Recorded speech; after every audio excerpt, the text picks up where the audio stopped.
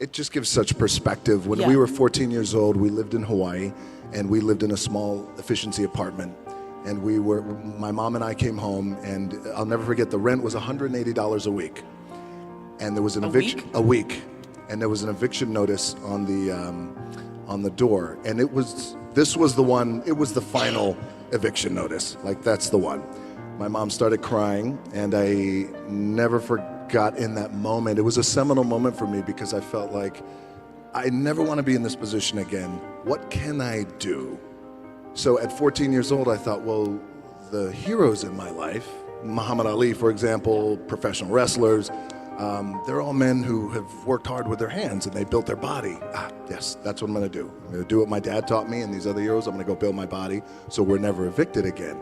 But being evicted, by the way, has, as you were saying, has not only given me just great perspective, but also great gratitude, but also, and my team and my family, we laugh at it, but I feel this way, like, oh, well, you know, we're a month away from being evicted. I got to go to work. Like, I still have that in my head. You still have that. I still have that in my head, you know, but it keeps you grounded, by the way. Yeah. Yeah, because I that's why the most this and the most that, again, it's wonderful, but the alternative is what I once was. So, for example, with our 18-year-old daughter, it was really important that we share those stories, share the stories about being evicted.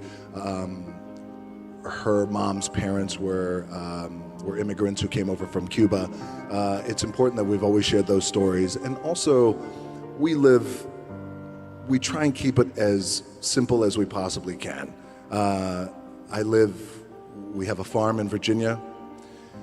Happily to say that I've moved my family here to Atlanta, place 30, 45 minutes away where it's very quiet, but also just making sure that we continue to instill in the babies and the kids the value of $1 and what it means and the value of food, and always saying how grateful we are and the things that we're grateful for, especially at that young age. I never imagined this. I at one time when I was a kid, I did feel in my heart and in my gut that I thought, oh, I think the world's going to hear from me. I don't know how, but I do feel that way. But I never thought in my mind it was this level of success or fame even. It was, I don't know how, but the world's going to hear from me. So, you know, which is maybe why, you know, I at times I could walk around and I could look at things like I'm a big kid, like everything at times can be like I'm in Willy Wonka's chocolate factory, where I'm just really in awe of everything that's really happening around me. I still see every opportunity that I have as like a little crack in the wall, a little scratch, and it's almost as if like every opportunity the scratch represents every opportunity. Therefore, the success on the other side of the scratch is the light. Scratching hard, clawing, digging, it's that mentality to really take advantage of every opportunity I have. Oh, but let me give everybody context as to why I travel with the gym. It's hard. Yeah, there we go. Wow. Well, you call this your anchor, and where you find solitude. I do, yes. So the gym for me and this physical activity for me is my anchor, and I always, you know, I would recommend that for all of you guys in the room, is for us to find that anchor, whether it's hiking or biking or yoga or meditation or whatever it is.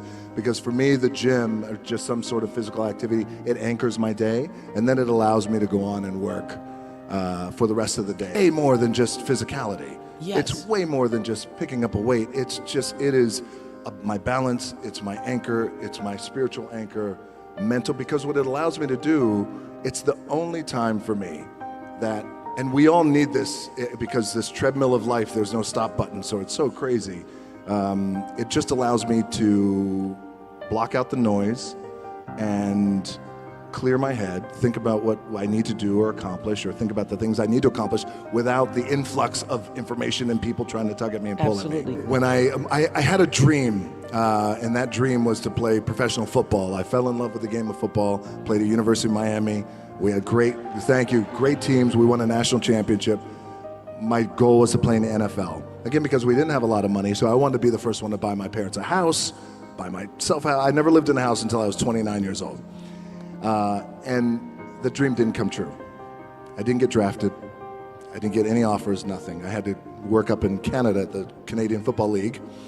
And when I was cut, when I was cut from there, I had, my dad had to come pick me up.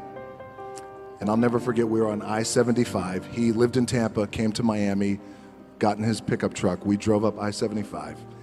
And I'm 23 years old. I am forced to move back in with my parents, which was, you know, because you want to tackle the world and you have all these dreams, and none of it came true. And it was also hard because all my friends around me, those teammates, they were NFL stars and they became millionaires buying their parents a home. You know, that's the thing, you want to buy your mom a home. So I said, I wonder how much money I have. And I took out my wallet and I had a 5, a 1, and some change. And at least I rounded up. I'm optimistic. So I thought, oh, I have $7. And now everything, my production company and all marketing, everything is $7. I'm most grateful for life. I'm most grateful for an opportunity. I'm most grateful for my family.